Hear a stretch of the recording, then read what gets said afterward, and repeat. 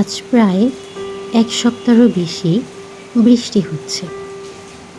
আজ শুক্রবার, সেই সকাল থেকে বৃষ্টি।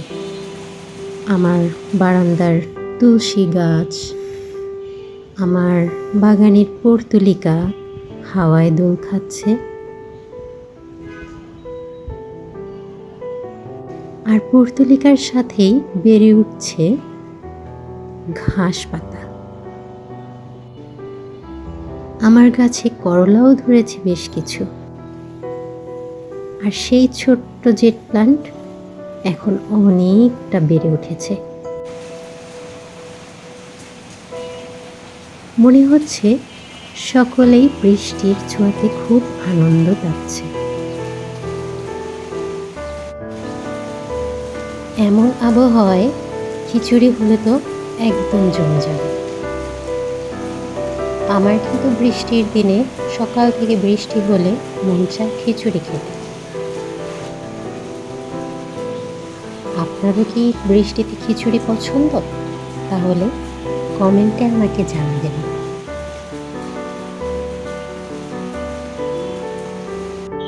যে চিন্তা সেই কাজ।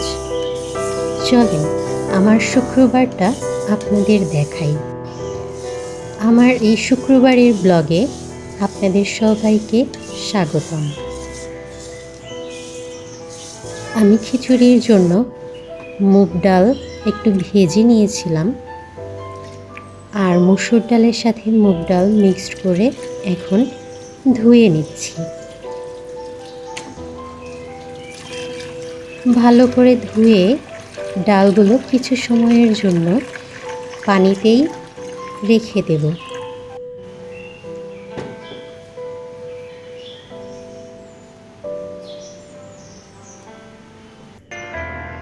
এইবারে খিচুড়ি তৈরি করতে পেঁয়াজ কুচি নিলাম কড়াইয়ে, আজ খিচুড়ি রান্না করব বলে। সাথে দিলাম পরিমাণ মতো লবণ, হলুদের গুঁড়া, মরিচের গুঁড়া, গরম মশলার গুঁড়া সামান্য একটু, আর সাথে দিয়ে দেব জিরার গুঁড়া। এখানে কিন্তু আপনারা আপনাদের পছন্দের মতো মশলা ব্যবহার করতে পারেন। আর দিয়ে দিলাম বেশ খানিকটা রসুন থেতো করে, আর সাথে সামান্য একটু আদাও দিয়েছি। এখন সবগুলো উপকরণ ভালো করে মেখে মিশিয়ে নেব। এর মধ্যে সরিষার তেল ব্যবহার করে মাখলে স্বাদটা আরও অনেক বেড়ে যায়, আর ঘ্রাণটাও অনেক সুন্দর আসে। কিন্তু যেহেতু হাত দিয়ে মাখছি, হাতে তেল লেগে যাবে, এই জন্য তেলটা পরে ব্যবহার করব।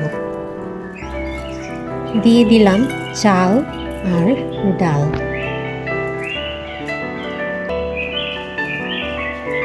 এগুলো এখন একসাথে মেখে মিশিয়ে নেব।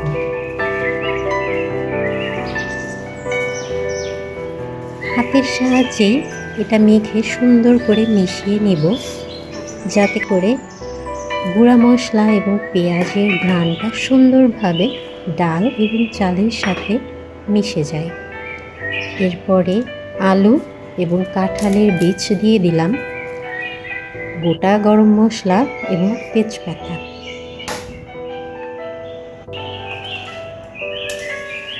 রান্না চাপিয়ে দিলাম চুলায়। এখন একটু সময় নেড়ে চেড়ে কষিয়ে নেব।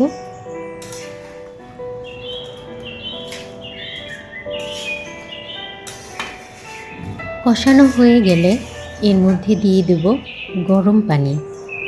গরম পানি দিলে ভাতটা খুব তাড়াতাড়ি হয়ে যাবে এবং সময়ও কম লাগবে। কষানোর পরে আমি এখন গরম পানি দিয়ে দিলাম পরিমাণ মতো। এখন একটু নেড়ে চেড়ে ঢাকা দিয়ে রাখবো।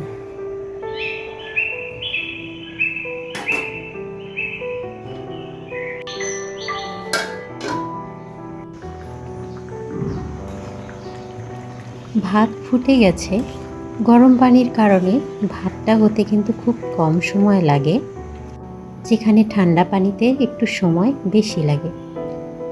যখন প্রায় হয়ে যাবে খিচুড়িটা, তখন এর মধ্যে দিয়ে দিলাম কাঁচা মরিচ, দিয়ে কিছু সময় দমে রাখব। আর আজ করব গরুর মাংস। গরুর মাংস বাজার থেকে আনিয়েছি না কাটিয়ে। কেটে আনলে এটা পরিষ্কার করতে একটু সময় লাগে, এই কারণে আস্তাটাই নিয়ে এসেছি, যাতে ধুয়ে পরিষ্কার করতে সময়ও কম লাগে আর সুবিধা হয়। ধোয়ার সুবিধার্থে আমি একটু লম্বা করে ছোট করে নিলাম মাংসের পিসগুলো, তারপরে পরিষ্কার করে ধুয়ে নিলাম আর ছোট ছোট করে কেটে নিলাম মাংসগুলো। মাংস রান্না করতে দিয়ে দিলাম কড়াইতে সরিষার তেল, তেজপাতা আর দারুচিনি দিয়ে দিলাম গরম তেলে। একটু সময় নেড়ে চেড়ে নিব। যখন তেজপাতা আর দারুচিনির ঘ্রাণটা বের হবে, তখন দিয়ে দিলাম পেঁয়াজ কুচি। পেঁয়াজটাকে একটু ভেজে নেব ব্রাউন করে, একটু সোনালি সোনালি রং হবে সেই পর্যন্ত পেঁয়াজটাকে ভাজবো।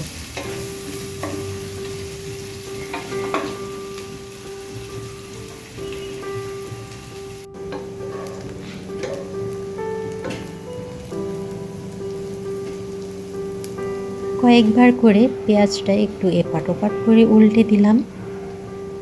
একটু ভাজা এবং সোনালি কালার হওয়ার পরে দিয়ে দিলাম রসুন থেতো করে।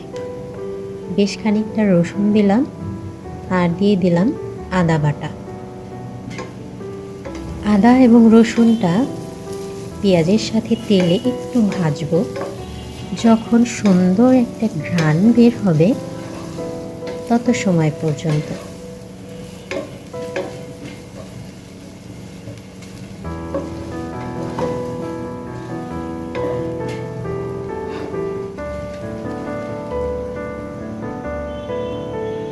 ঘ্রাণ যখন বের হলো, তখন দিয়ে দিলাম সামান্য পরিমাণে পানি, মশলাটা কষিয়ে নেওয়ার জন্য। এরপরে শুকনো মরিচের গুঁড়া, হলুদের গুঁড়া, লবণ, গরম মশলার গুঁড়া, জিরার গুঁড়া এবং ধনিয়ার গুঁড়া দিয়ে কষিয়ে নিব পেঁয়াজের সাথে। যখন পানিটা একটু টেনে টেনে এসেছে, তেল ছেড়ে দিয়েছে, ওই সময়ে দিয়ে দেব মাংসগুলো।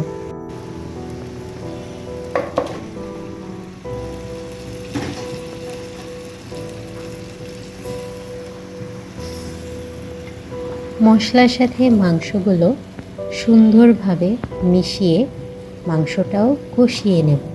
মাংস থেকে পানি ছাড়বে, তারপরে সেই পানি টেনে যখন তেল ছাড়বে তত সময় পর্যন্ত।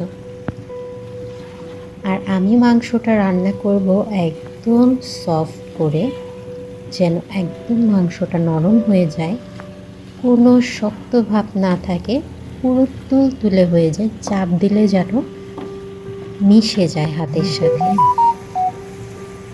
ঢেকে ঢেকে আমি মাংসটাকে কষিয়ে নিচ্ছি। এর থেকে পানি ছেড়েছে।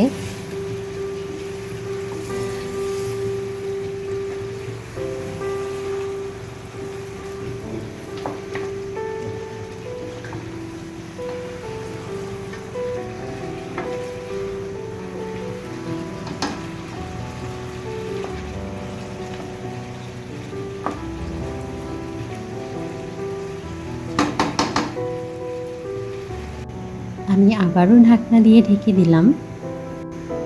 অপর সাইডে আমি বেগুন ভেজে নিচ্ছি। খিচুড়ির সাথে বেগুন না হলে চলে।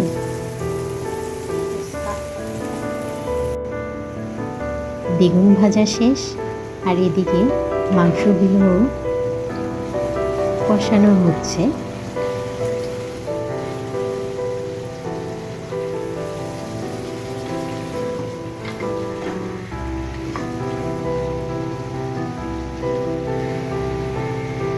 মাংস কষানো প্রায় শেষের দিকে।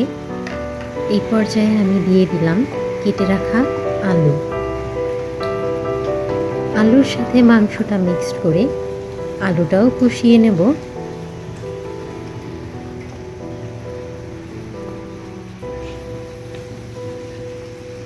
আর কষানো হয়ে গেলে বেশ পরিমাণ গরম পানি দিয়ে অল্প আঁচে এটা রেখে দেব প্রায় 40 মিনিট কি 50 মিনিট।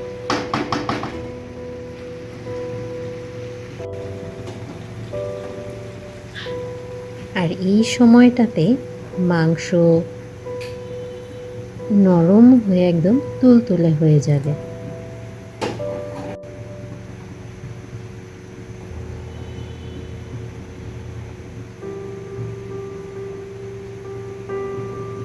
পানি টেনে যখন অর্ধেক হয়ে যাবে, মানে হয়েই আসবে মাংসটা, ওই সময়ে দিয়ে দেব গোটা রসুন।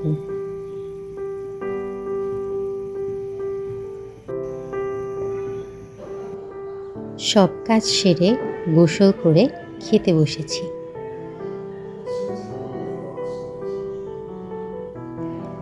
খিচুড়ি, বেগুন ভাজা, গরুর মাংস, লেবু, শসা আর সাথে নিয়েছিলাম আমের আচার।